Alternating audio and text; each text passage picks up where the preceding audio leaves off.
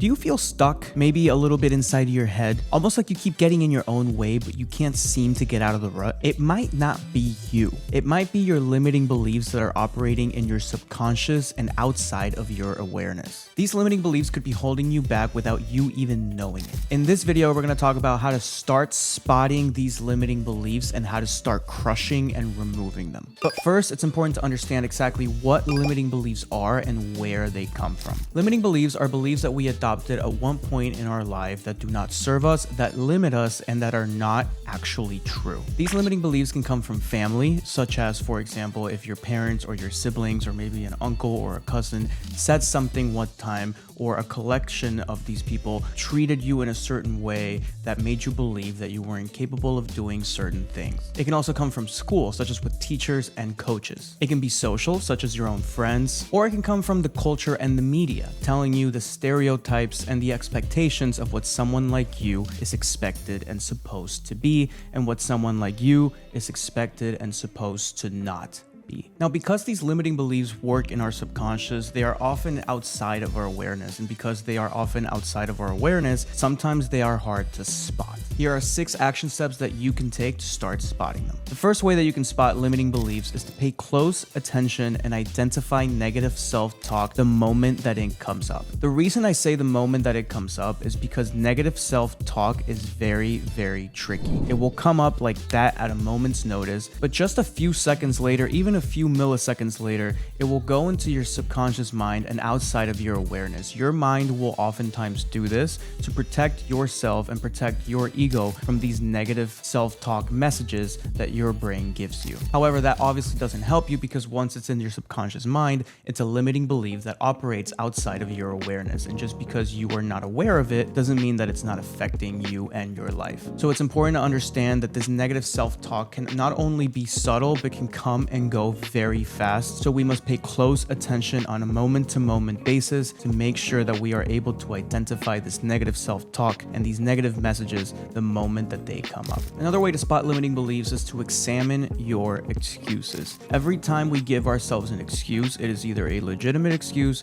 or it is not a legitimate excuse. And so when we give ourselves an excuse, or even if we can think of past excuses that we have given ourselves back in the past, we can examine those excuses to determine, is this excuse that I am giving myself actually valid? Is it actually impossible for me to do the thing, or am I just giving an excuse? Because oftentimes that excuse is an automatic response that is emanating from our limiting beliefs that are telling us, no, you can't do this, no, you can't do that. And so because we have that limiting belief, we give ourselves an excuse to not do the thing so that we can be congruent with the belief that it's not going to happen. And as a bonus, examining our excuses on a day-to-day basis like this helps us identify when we are lying to ourselves, and it helps us overcome those little lies that we tell ourselves, and it helps us get more done, and it helps us be more confident, and it helps us achieve more things and move closer and faster to our goals. A third way that is somewhat similar is to reflect on past failures. Sometimes when we fail, it's not because we weren't capable of doing things, but sometimes it's because we get in our own way. We tell ourselves that we're not going to do it. We tell ourselves that it's impossible for us to achieve it. And so as a result of that, we end up failing at the thing because subconsciously we are trying to stay congruent with the subconscious expectation of, I'm going to fail at this thing, I am not good enough, because somebody in your past told it to you, or because society expects you to fail at that thing. And so when we can look back at our past failures and really examine them, and when we learn about our limiting beliefs, we can then start to spot them in the future as we go on. So for example, if we look at one past failure in fitness and we realize that we could have actually stuck to it, but we have a limiting belief because of, I don't know, school, a coach that says that we are just not the kind of person that is fit. Once we start to unravel that and unwrap that, now we've spotted a limiting belief, and now we can start to spot it in the future once it starts to arise and start getting in the way. Another way is to seek feedback from others. Things often look different from the outside than they do from the inside. I'm sure you can think of a time in your life where you have been working so hard on a project, so hard on a thing, and then somebody who knows absolutely nothing about that project just comes in and tells you something and shows you something that to them is completely obvious, but you have been so immersed in this thing that you just had not seen it. And it surprises you because this person hasn't had any involvement or experience with the thing until they just saw it right now from way outside. Yet it's the very fact that they have been outside of the thing for so long that allowed them to see something that you were unable to see because you were in it for so long. In other words, an outside perspective like this can help us make up for our own blind spots, which we all have.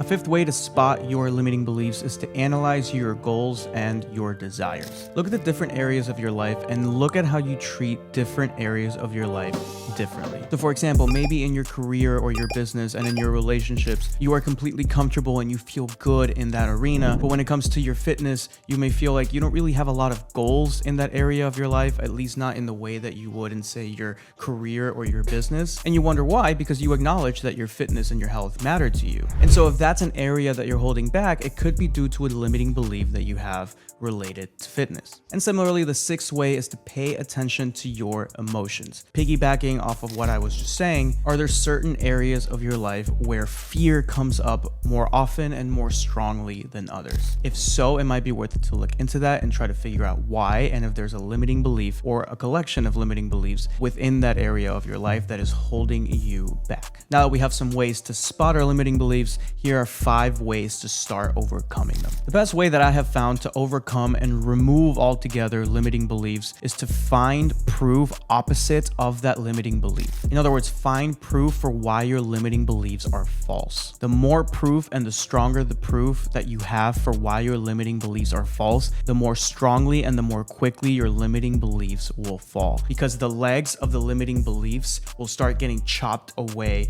by the proof that you are giving yourself that those limiting beliefs are false, and over time the limiting beliefs will not be able to stand anymore. A second way to start overcoming your limiting beliefs goes in tandem with that first one, and it's to take small steps. Attacking a limiting belief or a collection of limiting beliefs all at once is a very daunting task, especially because those limiting beliefs are often rooted in trauma. Whether you want to call it trauma, childhood experiences, negative experiences, the point is that the limiting beliefs run deep inside of you and they have a strong hold of you. That is why they are so hard to spot, and that is why they are so hard to overcome. They are so deep inside of you and so deep in your subconscious that they are outside of our awareness and they are hard to spot. And because they're so deeply ingrained in us, they are hard to remove. So when it comes to taking on a big project like this, like uncovering our limiting beliefs and eradicating them, it's important to keep in mind that we can take it day by day, and that usually going day by day is the best way to tackle a problem, because when we try to build a skyscraper all at once, it is very daunting and it is very overwhelming. And when we try to do that, oftentimes we end up getting in our own way. We end up proving ourselves right because we get demotivated because the skyscraper is so big. But if we focus on laying one brick at a time, one brick at a time, one brick at a time, that is much more doable, and as a result, we are much more likely to be successful. A third way that can help us overcome our limiting beliefs is to seek support from others. Like I mentioned before, an outside perspective can be absolutely invaluable, because an outside perspective is looking at things from the outside, which is different from how we're looking at things, which is from the inside. And on top of giving us an additional perspective, these outside voices can help us battle our negative internal voices, like the ones that come from limiting beliefs. So not only does seeking support give us a new perspective that can help us find proof that we couldn't find on our own, but those outside voices, if they're from trusted friends, positive people, can help us overcome our internal negative voices